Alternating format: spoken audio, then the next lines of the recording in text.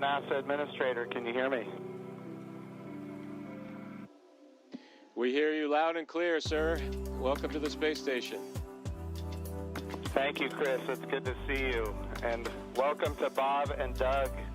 I will tell you, the whole world saw this mission, and we are so, so proud of everything you have done for our country and, in fact, to inspire the world.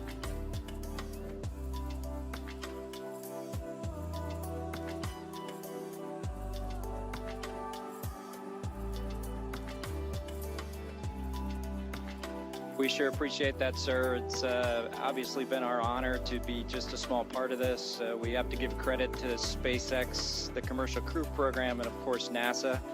It's great to get the United States back in the crewed launch business, and we're just really glad to be on board this magnificent complex.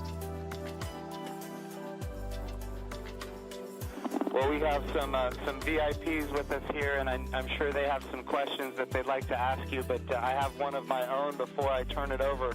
And I just wanted to find out if you guys got any sleep on your way up there the last, I'd say, I get 19 hours. Did you guys get any sleep?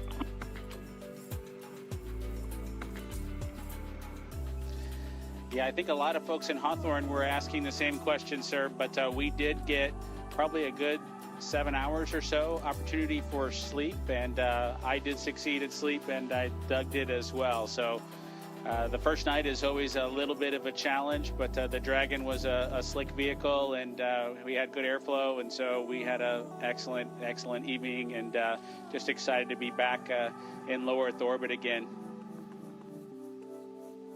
Amazing. Well, one of the people that is here with us today is Senator Ted Cruz, and of course he's a huge advocate of America's space program, and he's been somebody who has helped us so much as we transition from one administration to the next administration. And the reason missions like this can have success is because of continuity of purpose. And Senator Ted Cruz was a leader on a bill called the NASA Transition Authorization Act. And because of that, we have had a lot of political support, and we're very grateful for his leadership. Senator Cruz, would you like to say a few words? Well, congratulations, gentlemen. The eyes of the world are upon you, and everyone is proud of you. All of America is watching you. And today and yesterday represent big, big days. We're looking at a decade since we've had American astronauts launched on an American ship from American soil. And I can tell you, I sat with my wife and kids in our living room watching on TV yesterday, and I suspect we did what just about everyone watching did, including both of you. We just held our breath as it took off. And we're glad to see you've landed safely. We're glad to see you've docked. And so let me ask you, that Dragon is an amazing vehicle. How does she handle?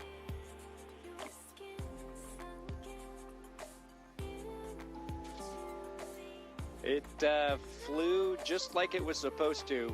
It was we had a couple opportunities to take it out for a spin, so to speak, once after we got into orbit last night, and again today about 20 minutes before we docked. And my compliments to the folks back at Hawthorne and SpaceX for how well it flew. It is exactly like the simulator, and we couldn't be happier about the performance of the vehicle.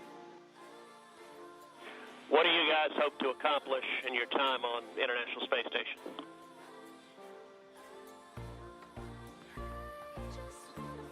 Well, while we're on board the space station, of course, with the new spacecraft, we do hope to put her through her paces, and so the good ship Endeavour is going to get a lot of checkout over the next week or two here, and hopefully we'll be able to declare her operational, and Doug and I will be able to take some burden off of Chris and his crewmates, Ivan and Anatoly, so that we can keep the space station operating at its peak possibilities. So we're looking forward to contributing any way that we can, and like I said, trying to keep space station as productive as possible. As a country, we're in the midst of a tough week. We're seeing protests, we're seeing a lot of anger, we're seeing violence. And I have to say, this launch and y'all's docking is a powerful inspiration of what we can do when we come together, of the power of unity, the power of ingenuity. And so I guess the last question I would ask you is since you have the opportunity to address, in particular, all the young people in America, what would you tell them in terms of what we can do when we can come together?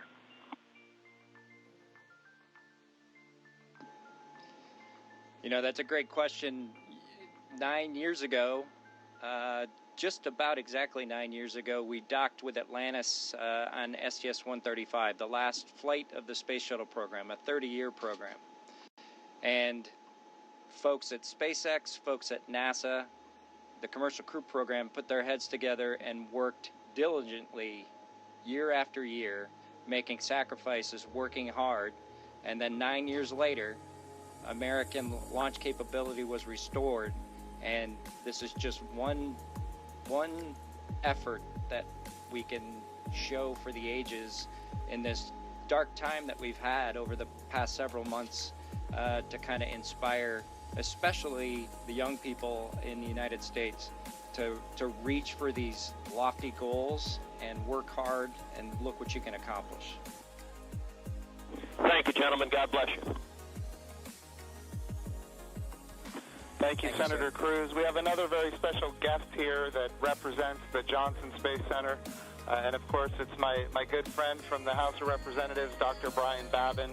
And I want to be clear, he also was a big part of the NASA Transition Authorization Act, which gave us the continuity of purpose to make this happen today. So, gentlemen, here is Dr. Brian Babin from the state of Texas. Thank you. So great to be with you guys. I was at the launch yesterday. I just want to say a huge congratulations. And, there was a thunderstorm that blew in about 30 minutes or 45 minutes or so before liftoff. And it was in doubt there for a minute, but it was just an enormous achievement. I just want to say thank you for you guys. Really appreciate what you're doing for America, and the crew that's already been up there, Chris, and your two fellow Russians. To give you a great big thank you as well. I have a son who was a Navy SEAL, and I want to thank you for your service there too, Chris. And also, I would like to just see what. I know you said that the craft, the Dragon, handled very well, but I want to see how it compares with the Space Shuttle. If one of you would address that, I would appreciate it.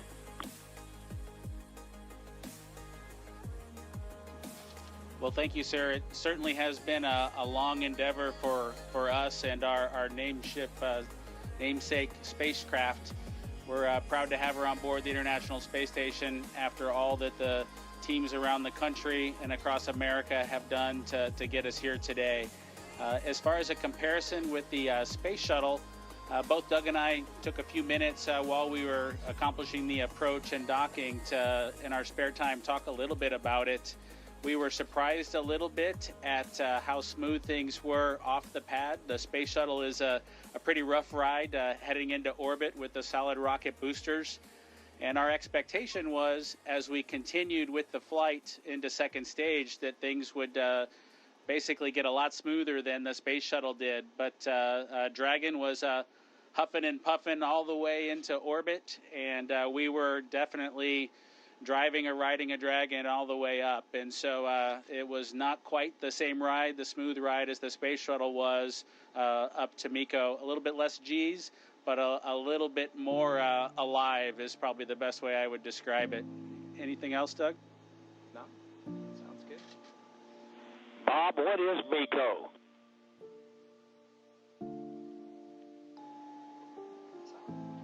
Sorry, I have to apologize for actually using the term MECO. It's a little bit confusing between the Space Shuttle and the Dragon vehicle. So it's a main engine cutoff is what MECO stands for those happened at different times in flight for the two vehicles. For the space shuttle, that was when you were all the way in orbit. For Dragon, that was just a little bit after 2 minutes. And then we had the single engine cut off for second stage when we achieved orbit. So that time under the single engine under Dragon with one engine was more of an experience than the shuttle was for that 6.5 minutes or so that we were under that second stage motor. Well, I would just like to say, in fact, Doug, did you have something you wanted to add there? I met your mother and father yesterday, Doug, and great folks. They're very, very proud of their son.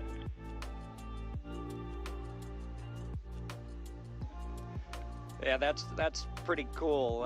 Hopefully they enjoyed the launch. I know for parents, it can probably be pretty nerve-wracking for them to experience a launch. This was their third, so I'm glad everything went okay, and hopefully it was a good show. We haven't obviously heard or seen any video yet, but we're looking forward to seeing the launch replayed sometime. I can assure you that it was a great show. It was one of the treats of my lifetime, I would have to say, and many other folks that were sitting there looking all across the country and even the world. And I can tell you, as Senator Cruz said, we've gone through some really, really rough times over the last few days. And to have that successful launch, the public-private partnership between NASA and SpaceX, and you guys being so well-trained and having it go off without a hitch was a tremendous blessing for our country. And I can't tell you how many emails and communications I've gotten from people that who were so disturbed by what's been going on, transpiring around the country, to have the great news and the wonderful liftoff and everything going without a hitch. So I just want to say God bless both of you. Thank you so very much. Bless the rest of you folks up there as well. We thank our Russian partners. And thank you, Chris. Y'all are all in our prayers, and we're looking forward to seeing you successfully complete your mission and back on safely on Earth. God bless.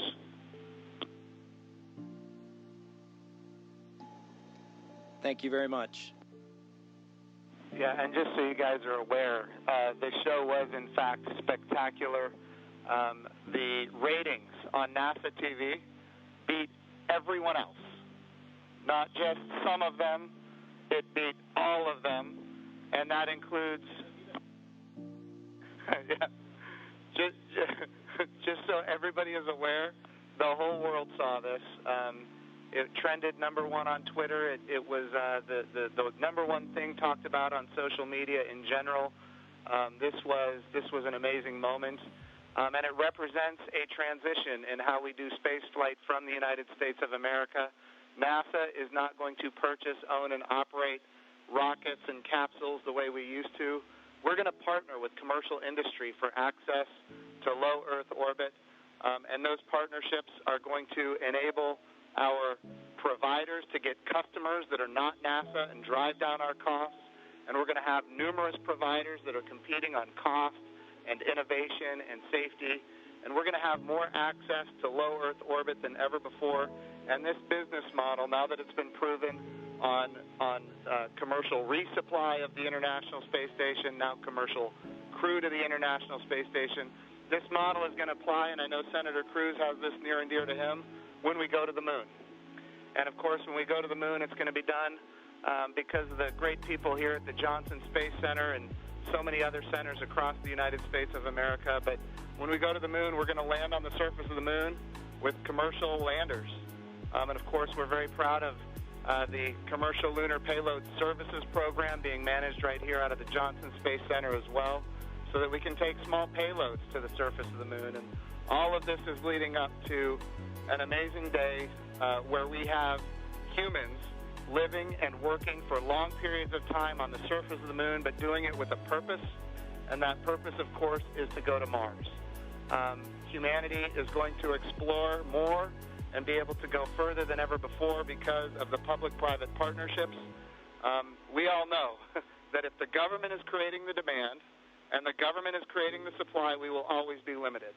But when we have partners that are interested in exploring commercially and doing the things that are necessary, to get capital investment, then we're all going to end up better. So I want to just say the whole world saw this. This is a new era in human space flight, and we are so grateful for the service of not just our 2 astronauts that embarked on this mission, but the 100,000-plus people that participate in it, in this mission, everything from the suppliers to the main contractors, to the NASA team, the SpaceX team. What an amazing day for our country and, in fact, for the world. I'm going to turn it over for a second to my deputy, Jim Morehart, who's been a great deputy at NASA.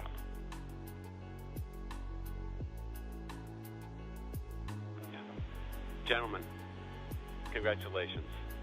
You know, Jim's mentioned going to the moon. And yesterday and today, one, you've inspired the Artemis generation, which is our next generation. And that's what this is about. It's really bringing the children that we've got and our grandchildren forward, so they'll be the ones that are going into deep space.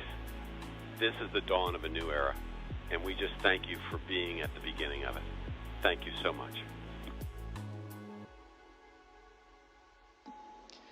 It was absolutely our pleasure, but it's just a huge team effort across the board from SpaceX to NASA that made this all happen. We were just the lucky guys that got to fly the rocket yesterday. I have a question for Chris Cassidy. Our crew here decided to be about 3 days late. You got to work them overtime, I presume, now to get them caught up on all the activities that they missed out on. Any plans for them? Well, the day they missed out on was a good one for them to skip. It was Saturday house cleaning, but I took care of it for them. We'll catch up next weekend. But in all seriousness, we've got a few things to take care of tonight. Make sure we're all safe and we know the plan in case something bad happens. And then we're looking forward to some operational stuff later in the month. Maybe we'll get outside and do some spacewalks. And our efforts in these coming weeks will be in that effort. So we're all super excited to have 2 more crewmates to the Expedition 63 team. Awesome. And, of course, here in Houston, this is the home of the astronaut office, and the Johnson Space Center is led by Mark Geyer, and I'm going to turn it over to Mark for a few comments. Thank you, Jim. Hey, it's great to see all of you there. Good to see you, Bob and Doug. I know we talked a few days ago. You look a little taller than I remember you. And but I also want to thank Anatoly and Iman and, of course, Chris for what you guys have been doing since you all arrived. And I know there's been a ton to do, and you've been really busy, and I appreciate that. So I also like this visual of our international partnership. We have had a tremendous partnership with Roscosmos, and we will continue to do so. But it is nice to see crew arrive from this side of the space station. So that was pretty cool after 9 years. I did have one question for Chris, though. What might you do to ensure that Bob and Doug stay longer? Do you have any strategy there?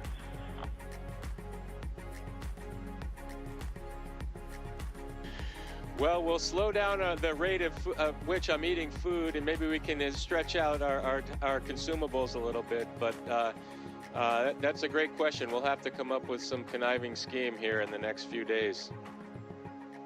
All right, thank you. Thanks, guys. Look forward to greeting the 3 of you eventually back at Ellington after your work is complete. Thank you.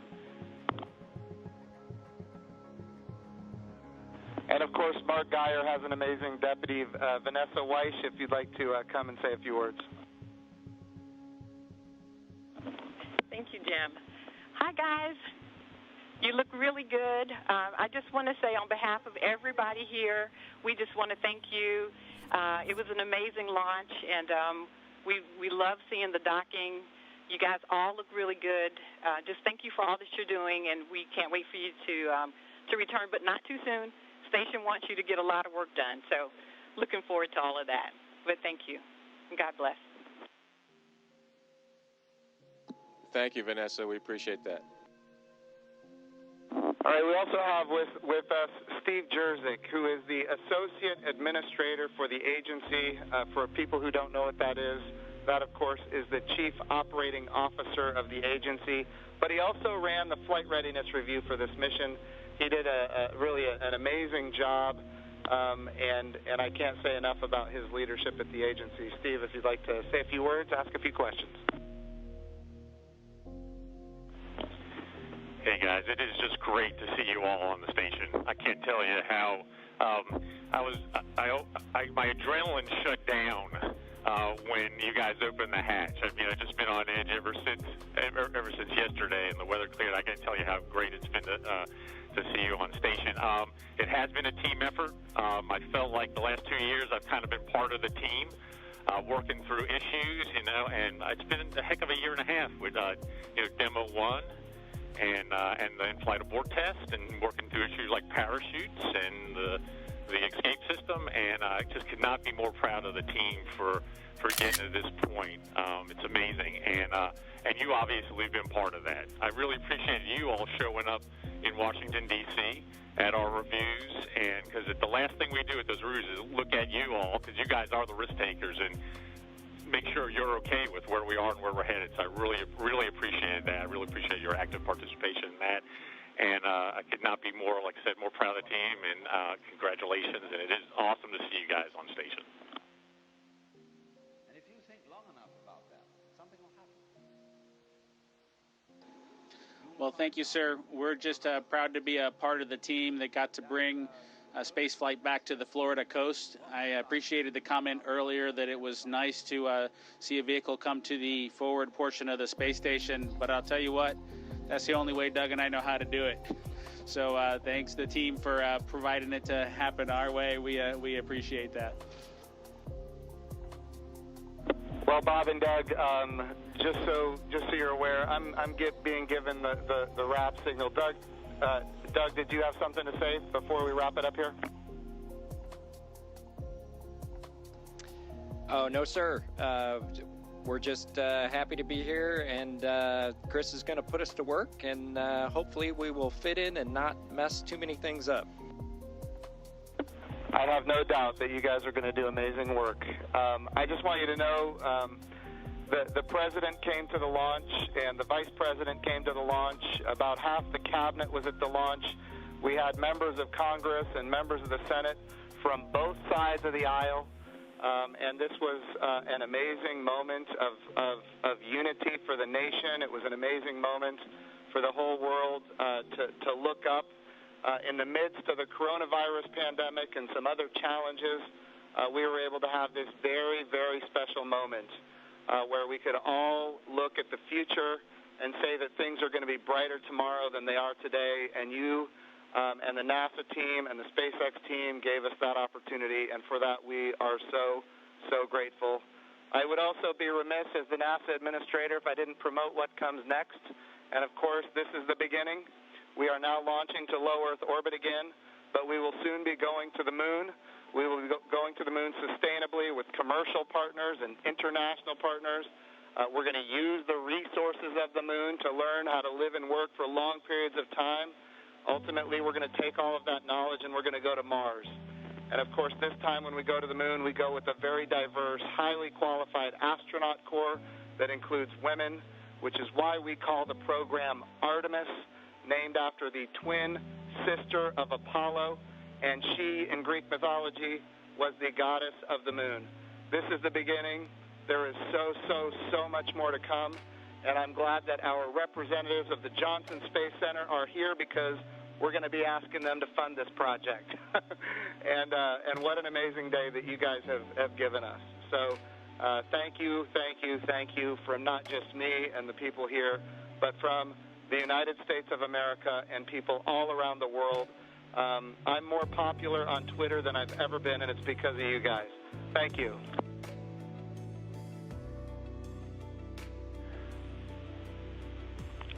To the crew on the International Space Station. Thank you very much.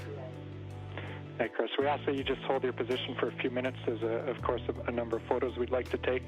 And then a quick note for those down here in the room. To Senator Cruz, Congressman Babin, Administrator Bridenstine, Director Geyer, and all of our distinguished visitors, thank you for your participation in today's historic event, and thank you for the leadership that has enabled it.